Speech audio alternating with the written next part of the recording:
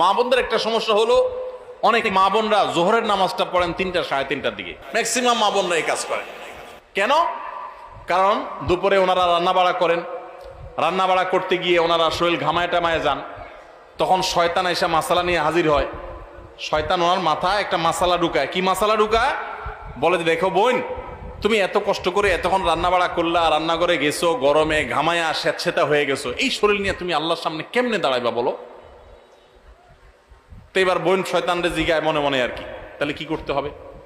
এবার শয়তান তার মনে মনে বলে দেয় যে, আরে নামাজ তুমি ঠান্ডা মাথায় ফ্রেশ মোডে পড়বা, হাতের কাজ শেষ করে নাও, রান্না বাড়া শেষ করে নাও, সবারে খাবার টাবার দিয়ে নাও, তুমি বাথরুমে যাও, সুন্দর করে গা ডলে গোসল করো, ফ্রেশ হয়ে আসো, এরপরে ৩টা সাড়ে ৩টা আসরের নামাজ সুই সুই হয়ে যাবে, এবার তুমি ফ্রেশ মুডে একটু নামাজ পড়ো। কাজটা কি ভালো হইলো না খারাপ হইলো? দেখতে কিন্তু ভালো মনে হচ্ছে, তাই না?